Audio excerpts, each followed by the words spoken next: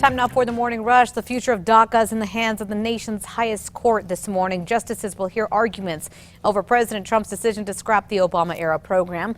The program protects about 800,000 undocumented immigrants brought to the U.S. as kids who continue to work and go to school in the U.S. The White House argues the program is not working and is unlawful.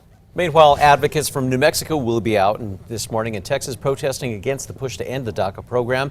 More than 50 New Mexico Dream Team members are set to rally outside the office of Texas Attorney General Ken Paxton. He's one of many who pressured the administration to keep a campaign promise of ending the program. Erica.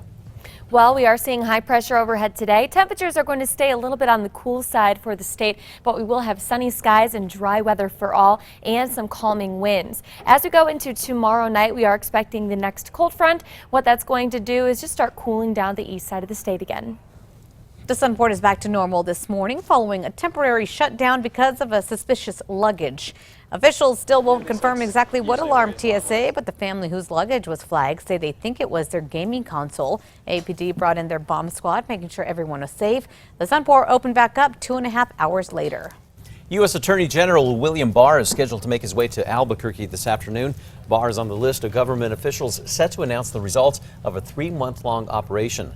The Operation Triple Beam resulted in the arrest of more than 300 violent fugitives. We'll let you know what else will be discussed. Happening today, President Jimmy Carter is set to undergo surgery this morning. The Carter Center says the 95-year-old was admitted to an Atlanta hospital last night to have a procedure to relieve pressure on his brain after a recent fall. Carter is the oldest living president. Happening today, New Mexico lawmakers are scheduled to discuss a bill to boost small businesses. State Representative Mo Maestas is proposing the bill, hoping to bring attention to smaller businesses who can help bigger companies get work done.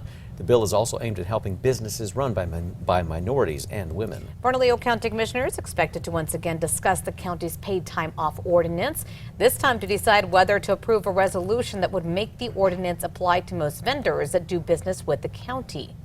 A New Mexico State Police officer is back on the streets this morning after saving a suspected drunk driver's life. Earlier this month, Officer Raimundo Lujan III stopped the 25-year-old Emmett Harrison on I-25 near the Big I. In lapel video, Harrison admits to drinking before trying to run into traffic. Lujan is able to pull Harrison back onto the hood, saving his life. Erica. Here's a look at our Metro Threat Index for today, keeping it nice and low at a 2. We are expecting very quiet weather today, but temperatures this morning are starting out very cold. Don't leave the house without bundling up. The Arctic blast is now impacting more than 200 million Americans this morning. The chill is set to stretch across the Rockies, or from the Rockies rather, to New England and as far south as Florida. Meanwhile, some areas of the U.S. could see a foot of snow or more. So far, dangerous weather has been already blamed for several accidents, resulting in death and travel delays. City of Albuquerque looking for a new contractor to help them with the program for the homeless. Back in 2015, then Mayor Richard Berry introduced the There's a Better Way initiative aimed at paying the homeless to help clean up the city. An investigation found HopeWorks, a city partner, was breaking the rules, though. Contract proposals are due this Friday. The Capitol Christmas tree is making a few stops before heading to Washington, D.C. Last week, the 60-foot New Mexico blue spruce was cut down from the Carson National Forest. But before it heads to the west lawn of the U.S. Capitol, it's going to be shown off all across New Mexico. Today, it's going to be in Taos, tomorrow in Santa Fe, and Albuquerque on Thursday. Happening tonight, the New Mexico State Aggies will take on the University of Texas El Paso in the I-10 rivalry. The Aggies looking for a big win as they defeated the Miners the last 9 times the two have met. NMSU will host UTEP in Las Cruces at 7 p.m. Erica. Let's get a look at the morning drive. Traffic maps are looking pretty green except for some slight slowdowns near the Big I on I-40.